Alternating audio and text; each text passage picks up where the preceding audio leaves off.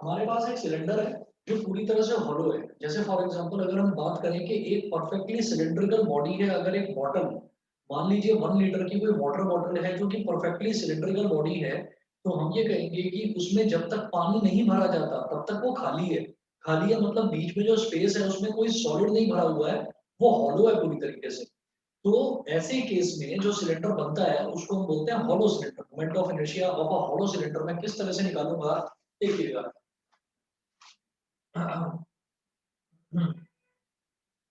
ये हो गया।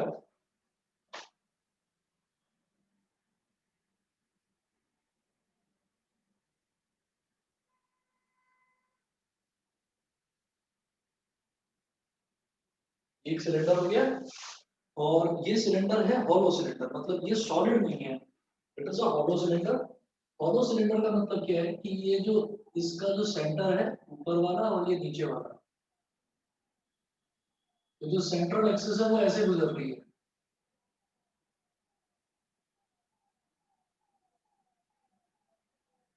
ये है, तो ये हमारा एक्सिस ऑफ रोटेशन है। इस तरह से ये रोटेट हो रहा है, this is my axis of rotation. और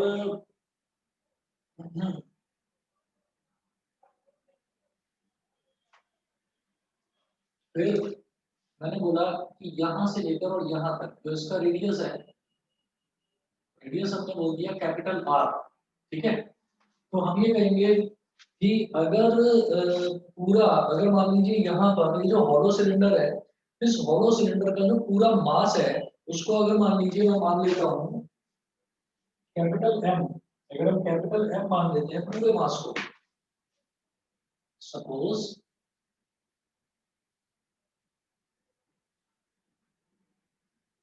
the hollow cylinder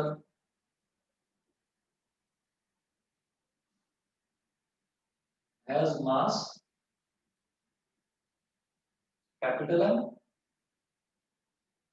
and radius has mass capital M and radius capital R. तो हम ये कहते हैं कि पूरा जो सिलेंडर है उसका मास तो कैपिटल एम है। तो अगर हम कहें कि सिलेंडर में कोई एक, भाई सिलेंडर में बीच का सारा पोर्शन खाली है, पूरा हॉलो है, तो जो इसकी एक्सटीरियर सरफेस है, वो जो इसकी सरफेस है उस सरफेस के जो मासेस हैं उन मासेस के छोटे छोटे छोटे छोटे टुकड़े कर देते हैं हम। तो हमने ये कहा कि उसी जो इसकी सरफेस है, सरफेस पर एक मास का छोटा सा टुकड़ा निकाल देते हैं, उसको हम बोलते हैं डीएल। हम ये कहेंगे कि let there be a small mass dm on the surface of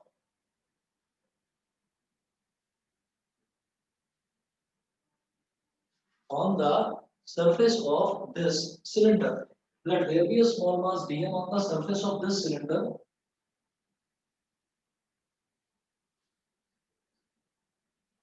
Let there be a small mass dm on the surface of this cylinder. On the surface of this cylinder. तो इस dm मास की वजह से इस dm मास का, छोटे से मास का इनर्शिया कितना होगा? Therefore, inertia inertia about the central axis, about the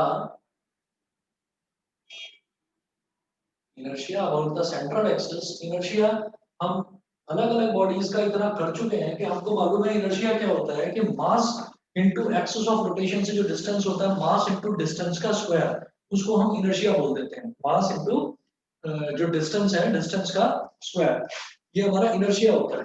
तो आप ये देखिएगा inertia about the central axis D I is equal to क्या हो जाएगा, डीएम इनटू मास जो भी होगा वो सारा का सारा कहां पर होगा, वो रेडियस आर इतने डिस्टेंस पर ही होगा, क्योंकि बीच में तो कहीं कुछ है ही नहीं। जो एक्सटीरियर सरफेस है सिलेंडर की वहीं पर है सब कुछ, तो बीच में तो कहीं कोई मास है ही नहीं। ठीक है, तो जितना भी मास है वो सारा का सारा डिस्टेंस आर पर ही होगा। तो मैं बोलूंगा D I is equal to कितना हो गया, DM multiplied by R square. अब इंटीग्रेटिंग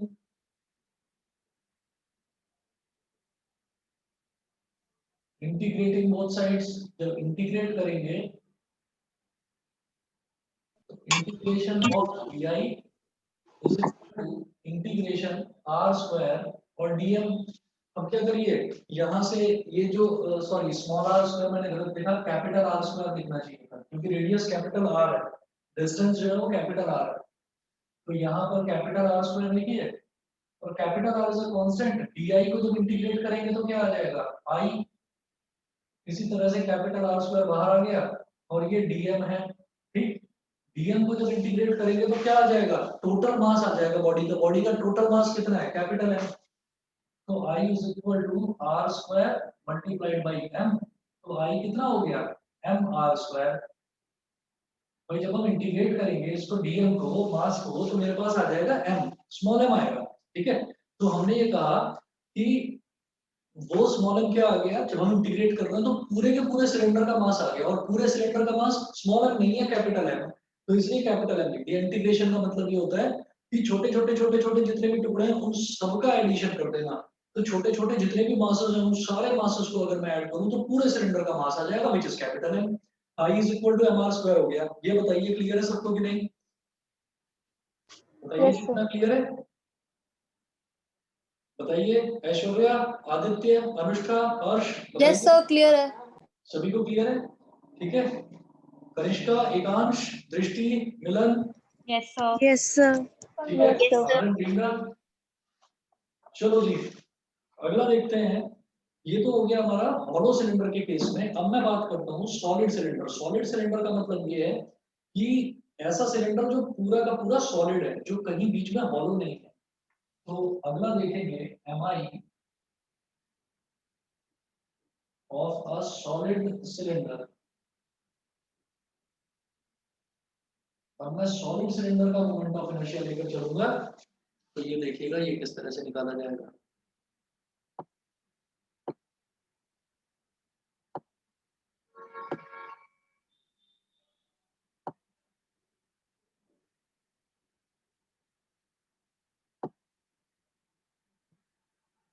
देखिए, moment of inertia of a solid cylinder, तो मैंने एक सिलेंडर बना दिया। अब जो हम सिलेंडर बना रहे हैं देखने में तो वो भी ऐसा ही लगेगा जैसे ये हॉलो सिलेंडर है, बस हम ओरली बता रहे हैं। और आप लोगों को दिमाग में रखना है कि अब जब मैं सिलेंडर की बात कर रहा हूँ तो मास उसके कोने कोने में भरा हुआ है, ऐसा नहीं है कि सरफेस सरफेस पर मास है। ठीक है, तो वो पूरा का पूरा अंदर से सॉलिड है, उसके अंदर पार्टिकल्स ही पार्टिकल्स हैं, पूरा सॉलिड है। तो अब मैं ये बोलूंगा moment of inertia of a solid cylinder,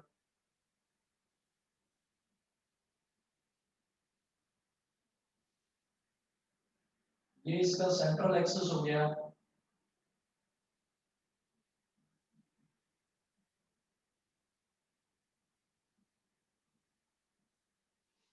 अब इस सॉलिड सिलेंडर का जब मैं मोमेंट ऑफ इनर्शिया निकालूंगा तो हमने कहा कि जो मास है वो चारों तरफ इसमें भरा हुआ है। तो हम क्या करेंगे, हम इसमें जब मासेस के टुकड़े लेंगे तो मास सिर्फ सरफेस पर नहीं होगा, अलग अलग जगह पर होगा। तो मैंने क्या करा, मैंने यहाँ पर एक अंदर, इसके अंदर एक सिलेंडर मान लिया। हम ये कहेंगे कि let consider a solid cylinder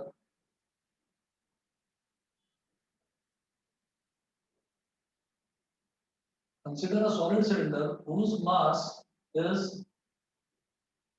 capital M. एक सॉलिड सिलेंडर मान लिया जिसका मास कैपिटल एम है, पहली चीज।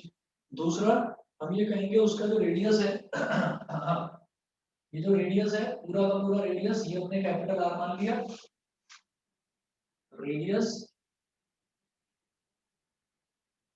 Is equal to capital R, ठीक है, ये हो गया।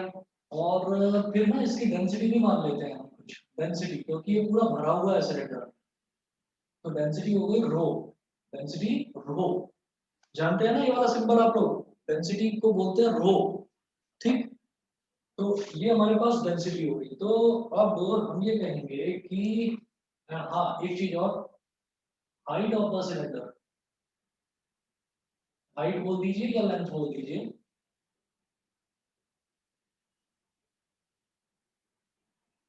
Is equal to capital L. तो यहाँ से लेकर यहाँ तक जो इसकी हाइट है या लेंथ है वो कैपिटल एल ले लिया हमने इसको। तो सिलेंडर का वॉल्यूम कितना होता है ये बताइए, अगर याद हो तो। वॉल्यूम ऑफ सिलेंडर याद है? Pi R square H. Pi R square H, बिल्कुल सही। तो ये हो जाएगा पाई आर स्क्वायर और एच की जगह एल आ जाएगा, क्योंकि यहाँ पर जो हाइट है सिलेंडर की वो क्या ली है हमने, कैपिटल एल ली है। तो वॉल्यूम ऑफ सिलेंडर आ गया पाई आर स्क्वायर एल। डेंसिटी ये है, वॉल्यूम ऑफ सिलेंडर ये है। तो अगर मैं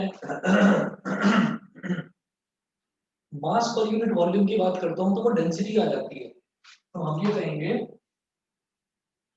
मास पर यूनिट वॉल्यूम मतलब डेंसिटी, मतलब ये डेंसिटी की बात होगी। मास पर यूनिट वॉल्यूम रो, मास अपॉन वॉल्यूम डेंसिटी का ही फॉर्मूला होता है। तो रो कितना हो गया, टोटल मास तो कैपिटल एम है और पाई आर स्क्वायर एल, ठीक है। इसका मतलब क्या है कि टोटल जो वॉल्यूम है, टोटल वॉल्यूम हो गई बेटा पाई आर स्क्वायर एल। तो टोटल इतनी वॉल्यूम में तो टोटल मास है कैपिटल एम, लेकिन अगर टोटल मास को टोटल वॉल्यूम से डिवाइड कर देंगे तो हम ये बता देंगे कि 1 यूनिट वॉल्यूम में कितना मास है, 1 यूनिट वॉल्यूम में कितना मास है। तो हम क्या करते हैं, हम यहाँ पर एक सिलेंडर बना रहे हैं। और बेटा जिस बच्चे को ना आए समझ में तो प्लीज मेरे से एक बार दोबारा पूछना, ठीक है। डायग्राम में अब आप मेरे सामने नहीं बैठे हुए हैं, आप अपनी स्क्रीन देखकर समझ रहे हैं। तो जिस बच्चे को भी ना समझ में आए प्लीज दोबारा पूछना। मैं इसमें जो डायग्राम बना रहा हूँ, देखिए मैंने इसके अंदर एक सर्कल बनाया, सॉरी सर्कल कह रहा हूँ, एक सिलेंडर बनाया। ऐसे डॉटेड बनाकर दिखा रहा हूँ मैं इस सिलेंडर को,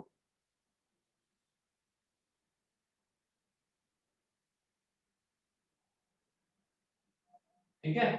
और ये जो सिलेंडर है, इस सिलेंडर की बेटा कुछ ना कुछ विड्थ होगी।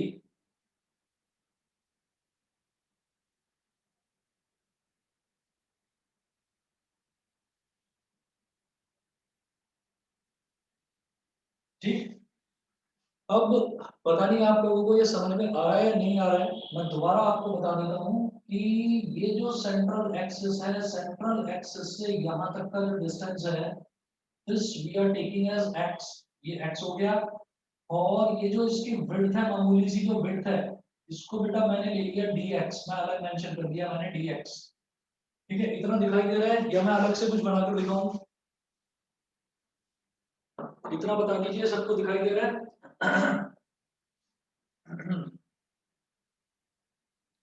देखिए मैं इसमें आपको एक चीज समझाना चाहता हूँ, मैं इधर से ये डायग्राम मिटा रहा हूँ।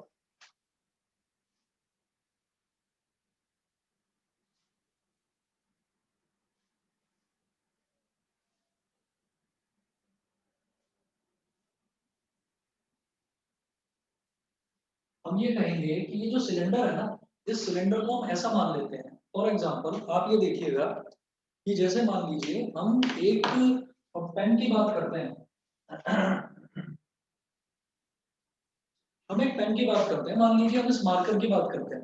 तो मार्कर में क्या होगा, मार्कर को मैं चलिए खोलता हूँ आपके सामने, आप देखिएगा। जैसे ये मार्कर है, तो इस मार्कर के अंदर से, मतलब ये अब एक सिलेंडर हो गया, ये सिलेंडर हो गया।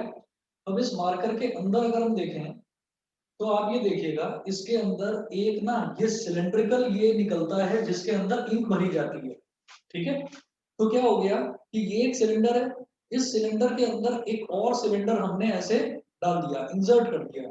तो इस सिलेंडर को क्या बोलेंगे कि ये वाला सिलेंडर भी, और अंदर जो इसके सिलेंडर था, ये वाला जो सिलेंडर अंदर से निकला है, ये वाला सिलेंडर भी, इन दोनों सिलेंडर्स की जो एक्सिस है वो सेम है। ये जो सिलेंडर्स हैं ये कोएक्सियल सिलेंडर है। कोएक्सियल सिलेंडर का मतलब क्या होता है कि जिनकी एक्सिस को का मतलब सेम, ठीक है।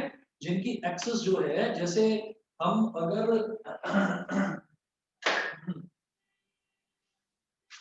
हम अगर सिलेंडर की बात कर रहे हैं तो सिलेंडर को कोएक्सियल सिलेंडर बोलेंगे जिसकी एक्सिस दोनों की सेम हो। तो आप ये समझ लीजिए कि जैसे मेन सिलेंडर तो ये था जो बोल्ड वाला है, और ये जो डॉटेड वाला सिलेंडर है ये हमने क्या करा कि इसके अंदर एक कोएक्सियल सिलेंडर इसके अंदर इंसर्ट कर दिया। तो बिकॉज ये सिलेंडर पूरा का पूरा सॉलिड सिलेंडर है, भरा हुआ है, तो हम ये कहेंगे कि ये सिलेंडर बहुत सारे सिलेंडर से, कोएक्सियल सिलेंडर से मिलकर बना हुआ है। एक सिलेंडर, उसके अंदर एक और सिलेंडर, उसके अंदर एक और सिलेंडर, उसके अंदर एक और सिलेंडर, तो इस तरह से ये पूरा का पूरा एक सॉलिड सिलेंडर बन गया। तो अब जो मैं ये इस अंदर वाले सिलेंडर की बात कर रहा हूँ, तो यहाँ पर जो चीज मैं आपको बता रहा हूँ वो मैं इधर लिख देता हूँ। जिस बच्चे को ना समझ में आए दोबारा पूछना मेरे से। हम ये कहेंगे consider this cylinder to be made up of large number of coaxial cylinders, बहुत सारे कोएक्सियल सिलेंडर्स हैं, ठीक है। Consider such a cylinder with radius x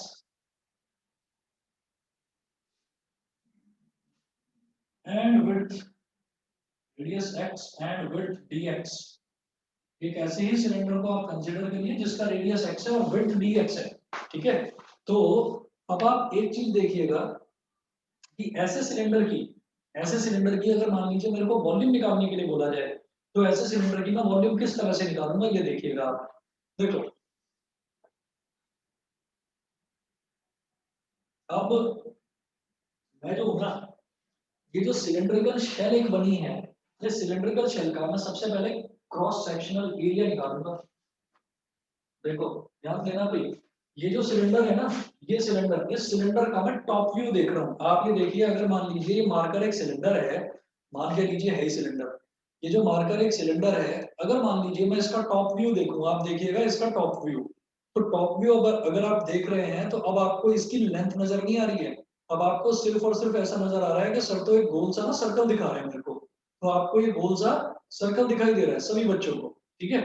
तो और अगर आप ऐसे पूरा फ्रंट व्यू देखेंगे तब आपको ये पूरा का पूरा सिलेंड्रिकल पेन नजर आएगा, लेकिन ऐसे टॉप से देखेंगे तो आपको सिर्फ एक सर्कल नजर आएगा। तो मैं क्या कर रहा हूँ, ये जो सिलेंड्रिकल शेल है, सिलेंड्रिकल शेल जो है ये हॉलो है शेल।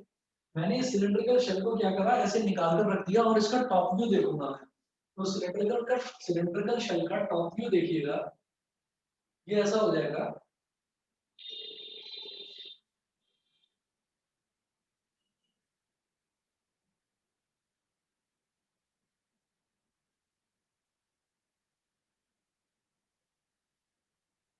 ये इसका शेल का टॉप व्यू हो गया, और बेटा ये इसका सेंटर हो गया, ठीक है। तो ये जो अंदर तक का यानी कि इनर रेडियस था ये था x, और अगर मैं आउटर रेडियस की बात करूं तो वो हो जाएगा x प्लस डी एक्स। तो मैं यहां पर मेंशन कर रहा हूं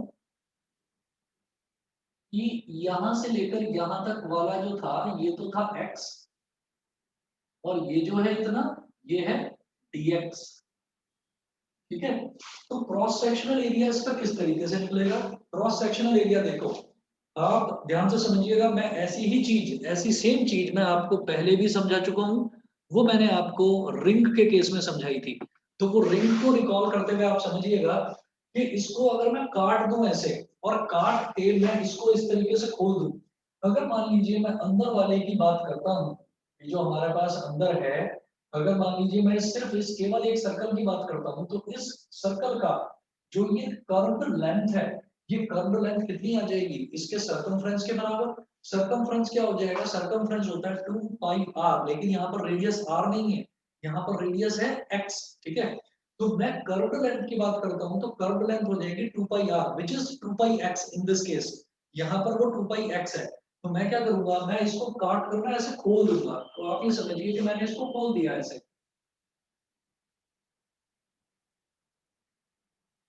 मैंने इसको खोल दिया, तो ये जो विड्थ है, जब मैंने इसको ऐसे खोल दिया तो ये विड्थ तो यहाँ पर आ जाएगी ऐसे dx,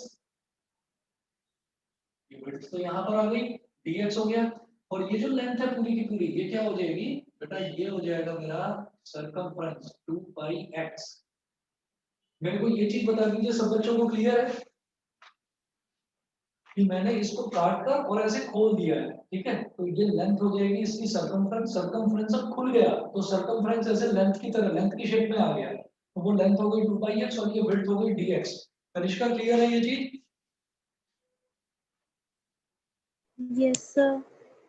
ठीक है बेटा। तो cross sectional area of such a cylindrical shell, such a cylindrical shell, बेटा समझना सभी बच्चे, क्योंकि ये जो डेरिवेशंस है ना रट्टा मार के जाते हैं बच्चे इसका, तो रट्टा मत मारना, समझना, जहां ना समझ में आए प्लीज दोबारा पूछना मेरे से। तो cross sectional area of such a cylindrical shell is equal to क्या हो जाएगा, लेंथ इनटू ब्रेथ। तो इसका क्रॉस सेक्शनल एरिया ये एरिया आ जाएगा, ठीक है। और अगर मैं इसमें देखूं तो ये पूरा, ये जो पूरा है शेडेड, इसको अगर मैं शेड कर दूं तो ये पूरा का पूरा एरिया आ जाएगा मेरे पास, ठीक है। तो ये हो गया 2πx dx, ये तो क्रॉस सेक्शनल एरिया हो गया, ठीक। उसके बाद मैं ये कहता हूं कि अगर मैं वॉल्यूम की बात करूं, सिलिंड्रिकल शेल के वॉल्यूम की बात करूं, तो सिलिंड्रिकल शेल का वॉल्यूम क्या हो जाएगा, हम ये कहेंगे क्रॉस सेक्शनल एरिया, ये एरिया, और एरिया में अगर मैं हाइट को मल्टीप्लाई कर देता हूं तो क्या आ जाता है, एरिया में हाइट को मल्टीप्लाई कर देते हैं तो वॉल्यूम आ जाता है। किसी भी केस को उठाकर देख लीजिए आप, कि एरिया में अगर मैं हाइट को मल्टीप्लाई कर देता हूं तो हमारे पास वॉल्यूम आ जाता है। अगर मान लीजिए मैं रेक्टेंगल की बात करूं, रेक्टेंगल को 3D में बना दिया तो क्यूबॉइड बन गया, तो लेंथ इनटू ब्रेथ वो तो उसका एरिया होता ही होता है, उसमें अगर हाइट मल्टीप्लाई कर दिया हमने तो length into breath into height क्या हो गया, वॉल्यूम हो गया। और लेंथ इनटू ब्रेथ अकेला क्या होता है, एरिया। तो आप ये समझिएगा कि ये हमारे पास ऊपर वाला जो क्रॉस सेक्शनल एरिया आया, उसमें आप इस हाइट को यानी कि ये जो एल है इसको मल्टीप्लाई कर दीजिए तो आपके पास पूरा वॉल्यूम आ जाएगा। तो मैं निकालूंगा volume of cylindrical shell, volume of cylindrical shell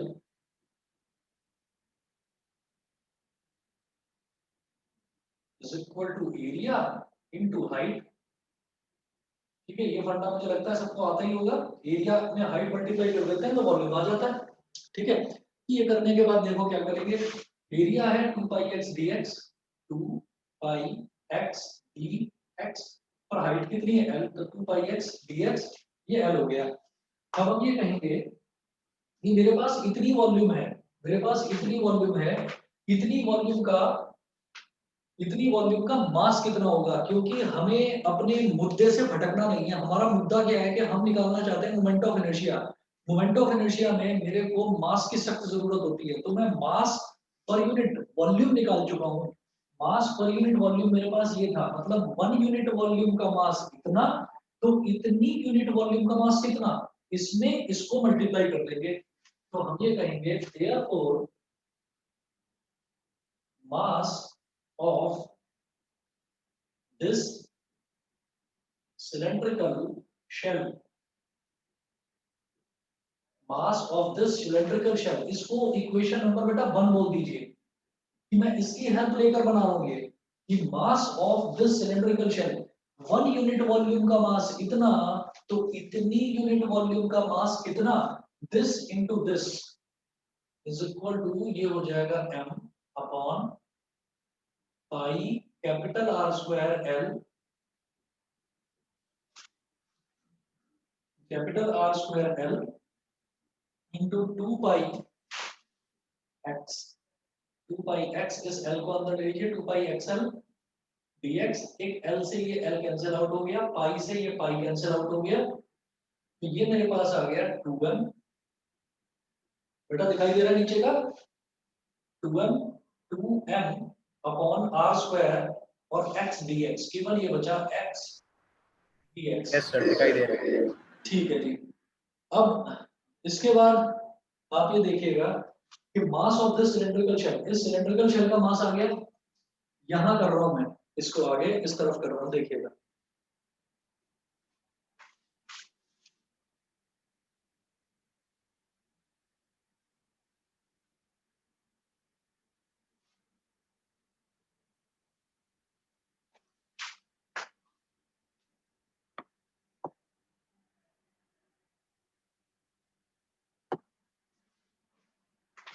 तो mass of the cylindrical shell वो इतना आ गया, और ये जो सिलेंड्रिकल शेल है ये कितनी दूरी पर है, ये सिलेंड्रिकल शेल का दूरी कितना है, इसकी दूरी है x, है ना।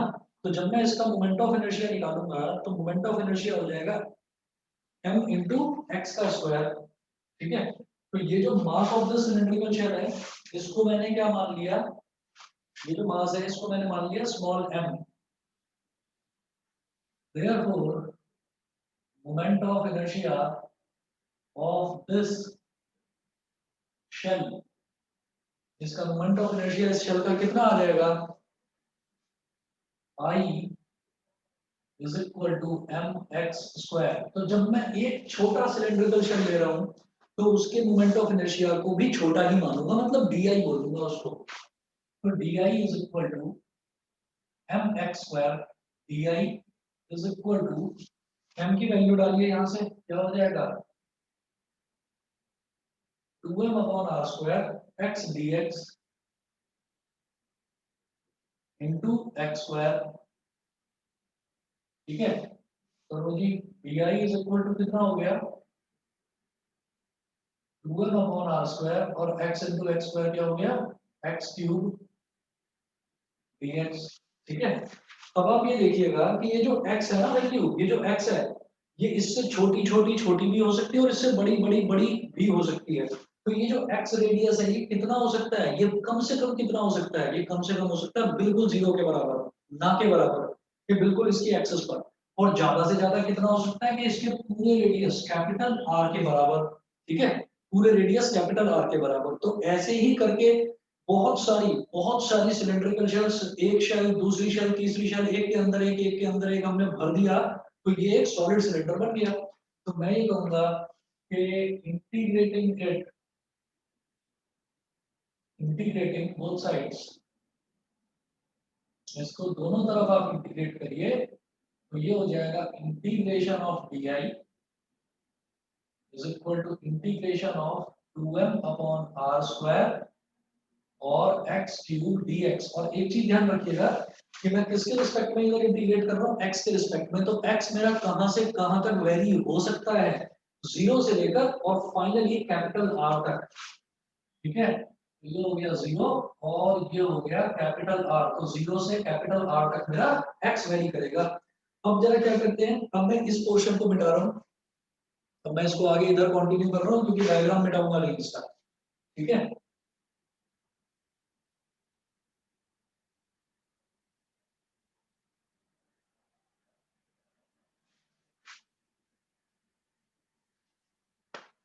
तो डी का इंटीग्रल क्या हो जाएगा, I is equal to 2m upon R square से कांस्टेंट बाहर निकाल लो,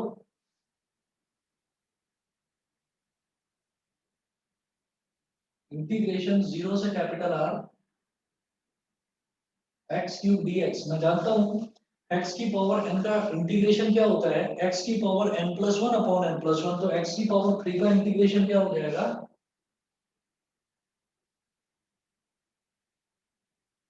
x की पावर 3+1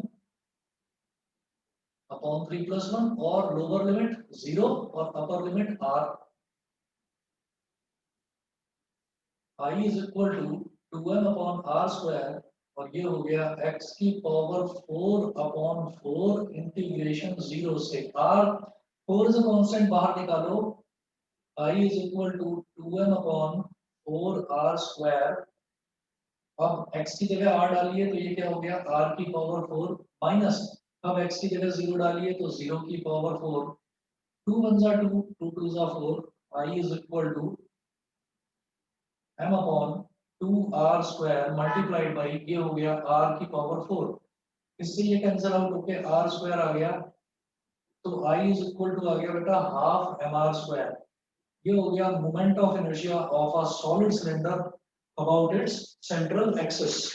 बताइए सब बच्चों को क्लियर है, हाफ mr स्क्वायर, बताइए जी ये सब बच्चों को क्लियर है क्या? Yes sir. चलिए उसके बाद उसके बाद हम देखेंगे मोमेंट ऑफ इनर्शिया हम कैलकुलेट करेंगे कि एक दूसरी कंडीशन लेंगे कि मोमेंट ऑफ इनर्शिया एक सिलेंडर का उसकी एक्सिस के परपेंडिकुलर क्या हो सकता है।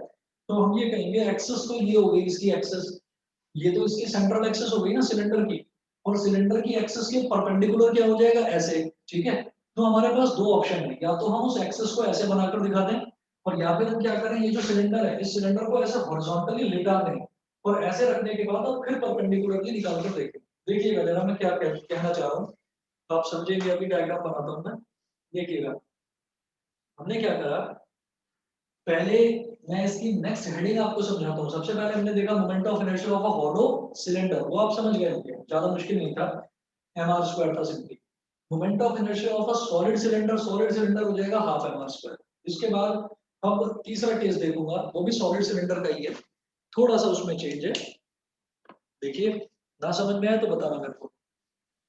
मैं इसको यहाँ से स्टार्ट करता हूँ, इस कॉर्नर से ये मिटा रहा हूँ।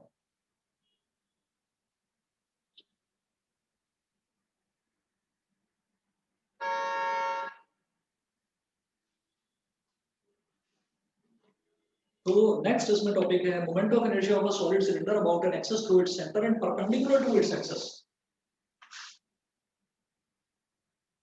मोमेंट ऑफ इनर्शिया, एक minute,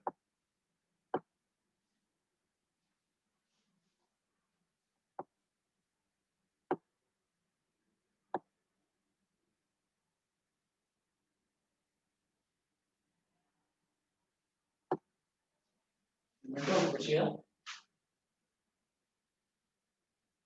of a moment of inertia of a solid cylinder about an axis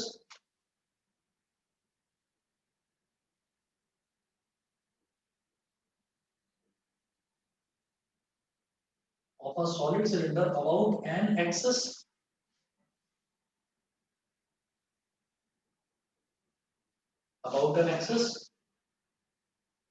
through its center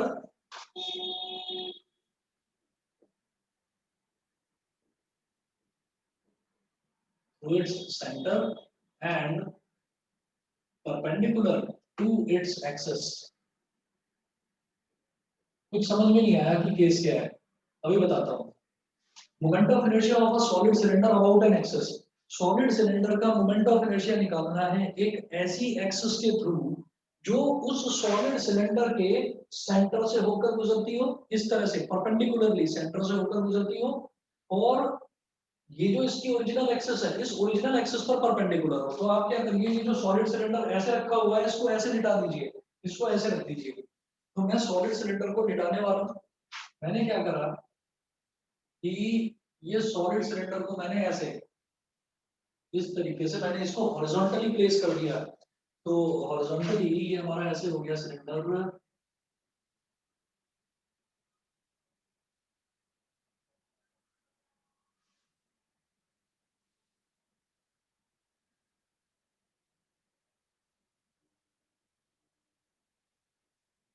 ठीक है।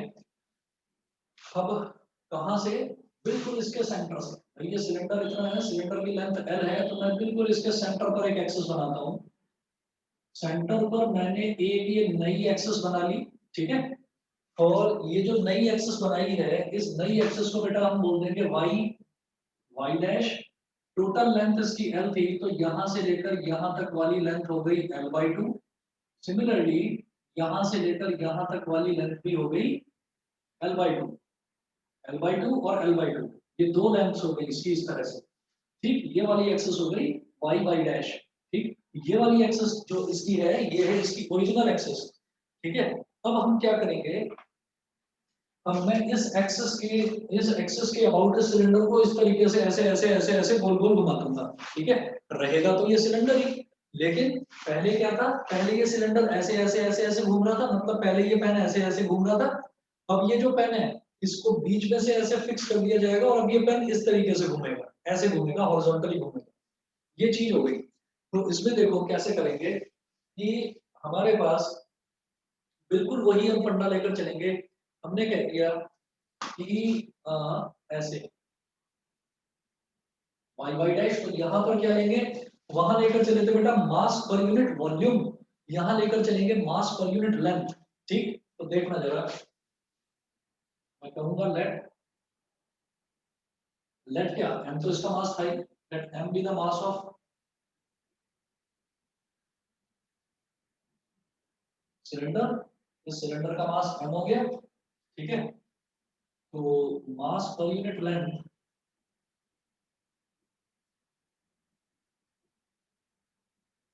मास पर यूनिट लेंथ, टोटल लेंथ तो l है, तो पर यूनिट लेंथ कितना हो गया m अपॉन l। ये हो गया मास पर यूनिट लेंथ। फिर मैं क्या करूंगा, मैं एक एलिमेंट्री डिस्क बना लूंगा इसमें। एलिमेंट्री डिस्क का मतलब क्या होता है कि एक छोटी सी डिस्क, ठीक। हमने क्या करा, यहाँ इस पॉइंट से, ये जो बीच में पॉइंट है, इस पॉइंट को हमने ना O बोल दिया बेटा, ठीक। तो जिस एक्सिस के चारों तरफ मैं रिवॉल्व करता हूँ उसको O बोल देता हूँ ओरिजिन। तो यहाँ पर मैंने ना एक ऐसे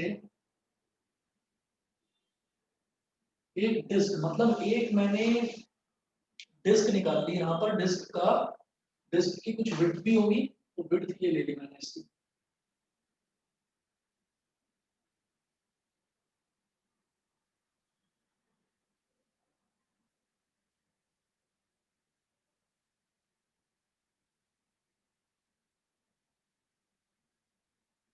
क्योंकि सॉलिड सिलेंडर है तो सॉलिड ही डिस्क निकलेगी, इसमें से सॉलिड ही डिस्क का एक टुकड़ा निकलेगा। तो ये जो डिस्क है, ये डिस्क यहाँ से इस सेंट्रल एक्सिस से, ये इसकी डिस्क का डायमीटर हो गया। तो ये डिस्क यहाँ से कितनी दूरी पर होगी, मैंने ये दूरी मान ली x। और अगेन इस डिस्क की जो विड्थ है, उस विड्थ को मैंने मान लिया dx। डिस्क की विड्थ को हमने बोल दिया dx, ठीक है। अब और ये जो बनाया है, ये जो इसका डायमीटर बनाया है, इस डायमीटर को बोल दिया a और b, ठीक है। तो let AB be the diameter of elementary disk। Elementary disk का मतलब जो मैंने एक खुद से कंसीडर करी है, जैसे यहाँ पर एलिमेंट्री वॉल्यूम था एक कॉन्सेंट्रिक सिलेंडर का, ऐसे ही यहाँ पर एलिमेंट्री डिस्क है, जो मैंने एलिमेंट्री मतलब एक छोटी सी डिस्क जो मैंने कंसीडर करी है, ठीक है। तो उसका जो डायमीटर है, वो डायमीटर हमने ए बी बोल दिया। अब जरा देखिएगा, हम ये कहेंगे, इधर बिठा देता हूँ इसको,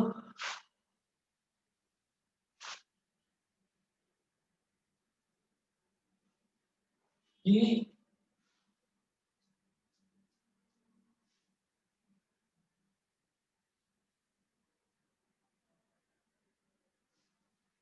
अगर हम इस डिस्क की बात कर रहे हैं, तो ये जो पूरा सिलेंडर है, इस पूरे सिलेंडर का मास पर यूनिट लेंथ कितना है, मास पर यूनिट लेंथ है m अपॉन l।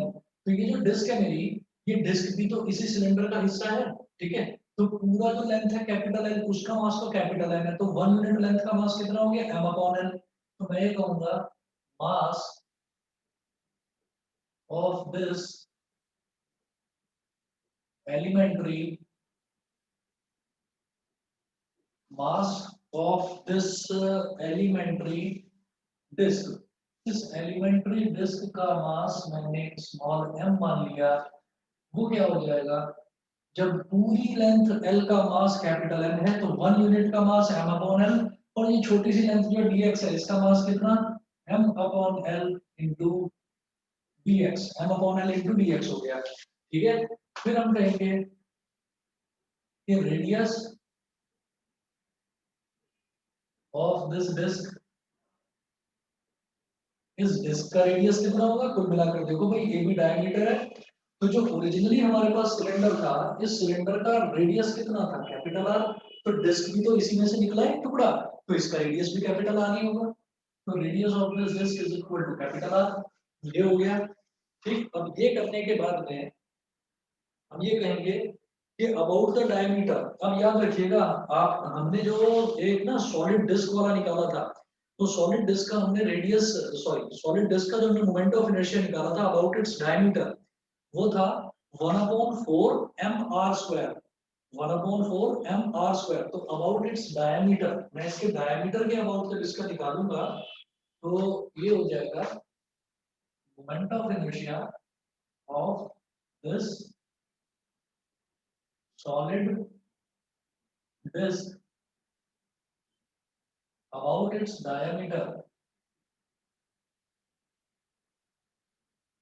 तो एक सॉलिड डिस्क का अबाउट डायमीटर जो मोमेंट ऑफ इनर्शिया था वो 1/4 mr² था, 1/4 mr²। ठीक है, इसको याद करिए, आप रिकॉल करिए। तो ये 1/4 mr² था, लेकिन यहाँ पर मैं इसको क्या लिखने वाला हूँ, ये लिखकर मैं स्टार बना रहा हूँ, और स्टार बनाकर मैं लिख रहा हूँ यहाँ पर कि ये फॉर्मूला है, ये फॉर्मूला है। आप इसको इसके मास से कंपेयर मत कर बैठना, और ये आर को इस आर से कंपेयर मत कर बैठना। वो 1/4 mr² था, ठीक है। तो 1/4 mr²। तो अब आप ये देखिए कि जब मैं इस डिस्क की बात कर रहा हूँ तो डिस्क का मास कितना है, mass of this elementary disc m/l dx। तो जहां यहाँ पर उस डिस्क का मास कैपिटल M था, लेकिन यहाँ इस एलिमेंट्री डिस्क का मास है स्मॉल m, स्मॉल m। और कैपिटल R यहाँ पर भी रेडियस ऑफ डिस्क वो कैपिटल R ही है, तो कैपिटल R² हो गया। ठीक, तो एक छोटी सी डिस्क है तो उसका मोमेंट ऑफ इनर्शिया भी छोटा सा ही होगा। तो बेटा उसको मैंने बोल दिया DI, DI। तो DI इज इक्वल टू कितना हो जाएगा, 1/4 स्मॉल m की value capital M/L dx into R²। अब यहां से हमारे पास ये हो जाएगा DI इज इक्वल टू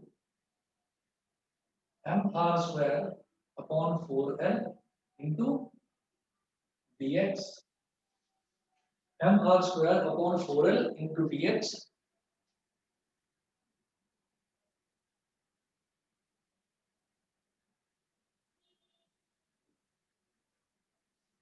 तो जब मेरे पास ये आ गया तो मैं इसमें एक चीज ये आपको समझाना चाहता हूँ, और किसी भी बच्चे को ना समझ में आए तो प्लीज दोबारा पूछना मेरे से। मैं इसमें ये बताना चाह रहा हूँ कि मैं इस डायमीटर के अबाउट मोमेंट ऑफ इनर्शिया निकाल किस लिए रहा हूँ। आप ये देखिएगा कि जब मैंने इस डायमीटर के अबाउट मोमेंट ऑफ इनर्शिया निकाल लिया जो कि ये है, ठीक है, तो मैं इस वाई वाई डैश के अबाउट भी निकाल सकता हूँ। क्यों, क्योंकि जो वाई वाई डैश है, वाई वाई डैश एक एक्सिस है जो इसके पैरेलल है, ठीक है। वाई वाई डैश एक एक्सिस है जो इस एक्सिस के पैरेलल है। तो bye theorem of parallel axis, bye theorem of parallel axis क्या होता है कि जितना भी इस बॉडी का मास है, जितना भी इस बॉडी का मास है, तो मैं इसके अबाउट निकालना चाहता हूँ जो सेंटर ऑफ मास वाला है। तो सेंटर ऑफ मास यानी कि आई वाई वाई डैश, आई वाई वाई डैश, और टोटल बॉडी का मास m है, mx², वो इसके बराबर हो जाएगा। ये समझ में आता है कि नहीं आता, ये बता दो बस मेरे को। थ्योरम ऑफ पैरेलल एक्सिस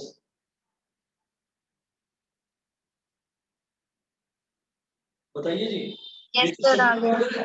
मैं ये कह रहा हूँ भाई theorem of parallel axis, theorem of parallel axis से हम क्या कहते थे कि जो सेंटर ऑफ मास वाला होता था ना, तो सेंटर ऑफ मास का जो मोमेंट ऑफ इनर्शिया होता था वो क्या होता था, सेंटर ऑफ मास के पैरेलल जो भी एक्सिस है दैट एक्सिस, उसका मोमेंट ऑफ इनर्शिया प्लस वो सेंटर ऑफ मास से कितनी दूरी है वो mx² bye theorem of parallel axis. तो मैं यहाँ लिख रहा हूँ, देखना, bye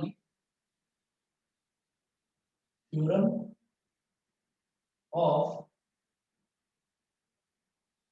parallel axis, by theorem of parallel axis,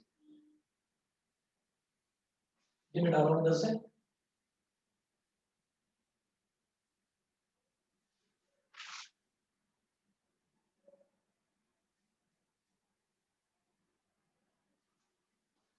by theorem of parallel axis i y dash is equal to mi about diameter, mi about diameter plus mass into ये जो बीच का डिस्टेंस है इसका x का स्क्वायर, ठीक है। तो I Y Y dash मुझे इस एक्सिस के अबाउट ही तो निकालना है। तो I Y Y dash M I about diameter, M I about diameter, about its diameter कितना है, mr²/4l into dx, mr²/4l into dx plus mass into x², mass into x²। तो आप ये देखिएगा मास कितना है, मास इसका हमने निकाला था m upon l into dx, यही तो मास था, m upon l into dx, ये हो गया ठीक, और इंटू x स्क्वायर हो गया। अब मैं इसमें क्या करूंगा, I Y Y dash is equal to M R square upon 4l, बल्कि ये देखिए इसमें से कुछ कॉमन आ सकता है, इसमें से m अपॉन l कॉमन आ रहा है, तो m अपॉन l कॉमन निकाल लो, m upon l common, bracket में बचेगा r square upon 4 dx plus x square dx, ये हो गया ठीक है। तो अब मुझे ये देखना है कि अब जब ये आई वाई वाई डैश है, ठीक है, तो अब आप ये देखिएगा कि जब मैं इसको इंटीग्रेट करूंगा, ठीक, तो ये जो आई वाई वाई डैश है इसको भी आप D I Y Y dash बोल दीजिए, डी डी लगा लीजिए, क्योंकि मैं एक छोटे एलिमेंट के लिए निकाल रहा हूँ। तो इस तरफ dx है तो मैं दोनों तरफ इंटीग्रेट कर दूंगा, integrating both sides, integrating both sides. अब एक फंडा और समझिएगा बस, जब मैं इधर करूंगा तो ये हो जाएगा integration D I Y Y dash, और इधर integration m upon l r square upon 4 dx plus x square dx।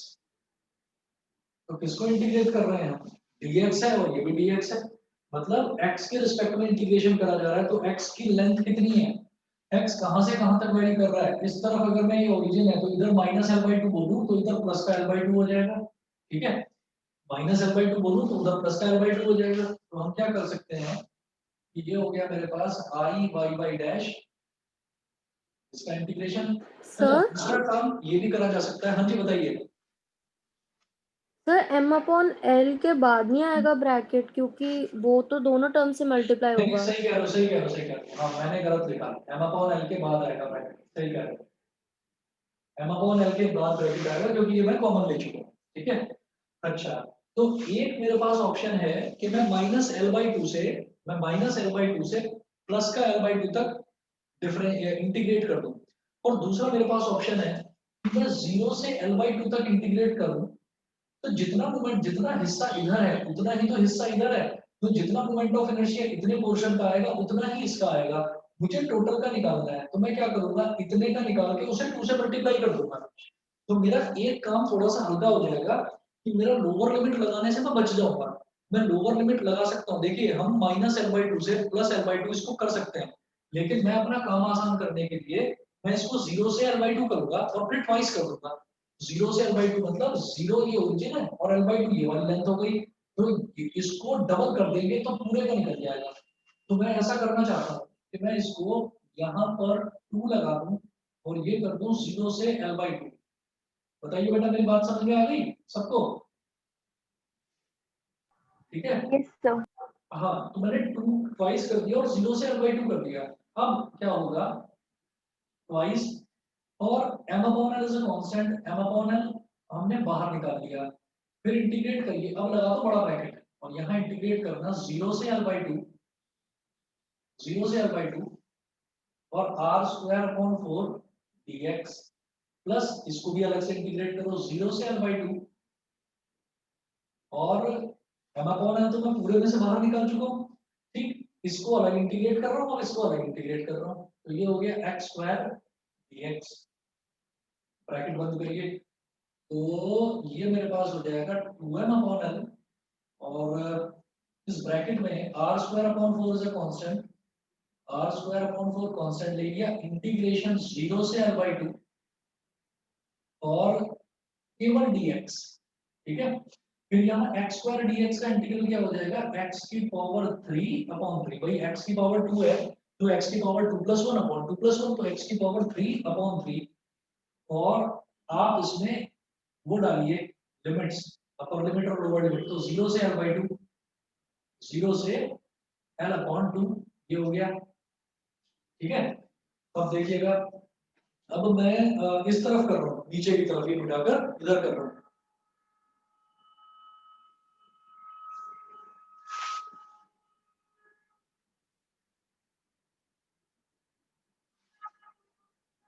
तो देखिएगा मेरे पास आई वाई बाई डैश क्या आ जाएगा, I Y Y dash is equal to 2m upon L, 2m upon L, और ब्रैकेट में ये r स्क्वायर अपॉन 4 है, dx का इंटीग्रल क्या होता है, केवल x, तो r स्क्वायर अपॉन 4 और ये x हो गया, और कहां से कहां तक लिमिट, 0 से l/2 प्लस ये x क्यूब अपॉन 3 है, तो जब 1 अपॉन 3 तो बाहर निकाल लीजिए, और जो x क्यूब है x की जगह l/2 का क्यूब डाल दो, तो l/2 का क्यूब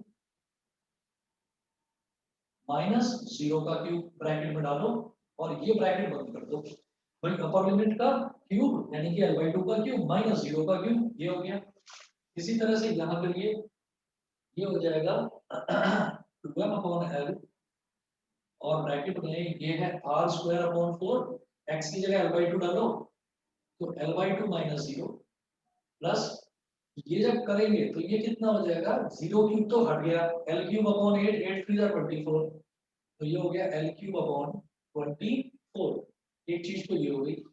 फिर आगे 2m अपॉन l, और ब्रैकेट में ये l/2 बचा, माइनस 0 तो खत्म हुआ, तो ये हो गया r स्क्वायर l अपॉन 2 4 जा 8 माइनस l क्यूब अपॉन 24। अब क्या किया जा सकता है, अब इसमें हम यहाँ से न्यूमरेटर में देखो, इधर भी l है और इधर एक l क्यूब है, तो l कॉमन लिया जा सकता है, और डिनोमिनेटर में से वैसे तो हम 8 ले सकते हैं कॉमन, पर मैं 8 ना लेकर मैं 2 निकाल रहा हूँ ताकि 2 से 2 कट जाए, ठीक है, मैं इस तरफ कर रहा हूँ लास्ट में।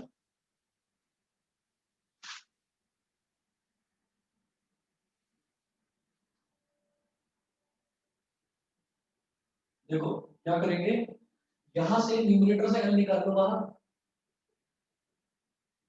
तो 2ml, और डिनोमिनेटर में से 2 निकाल दो बाहर, 2l, तो न्यूमरेटर में से l कॉमन ले लिया तो क्या बचा, r स्क्वायर, डिनोमिनेटर में से 2 कॉमन ले लिया तो यहाँ क्या बचा, 4 माइनस, यहाँ से 2 ले लिया तो यहाँ क्या बचेगा, 2 12 से 24, यानी कि 2 ले लिया तो 12 बचा यहाँ, और l क्यूब में से एक l निकाला तो l स्क्वायर बचा, l स्क्वायर अपॉन 12, देखिए 2 से 2 कट गया, l से l कट गया, तो ये मेरे पास आ गया m, सिर्फ m बचा बाहर, और ब्रैकेट में r square upon 4 minus l square upon 12, minus नहीं सॉरी, बीच में प्लस का साइन, प्लस है, ठीक है, बताइए बेटा सभी को क्लियर है?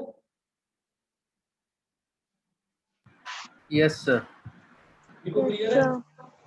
ठीक है जी, इसके बाद हमारा moment of inertia of a solid sphere है, और सॉलिड स्फीयर के बाद में एंगुलर मोमेंटम और मोमेंट ऑफ इनर्शिया के बीच में रिलेशन है। बचे हैं अभी 2-4 टॉपिक्स और, ठीक है, तो बस बेटा आज फिर इतना ही करते हैं, बाकी नेक्स्ट क्लास में करेंगे आगे कंटिन्यू, ठीक है। सर वो कब होगी इंटरेक्टिव क्लास? बेटा मैं बता दूंगा आपको, मैं बता दूंगा, उस दिन थोड़ा सा बच्चे नहीं थे अवेलेबल तो नहीं ले पाया मैं। ओके।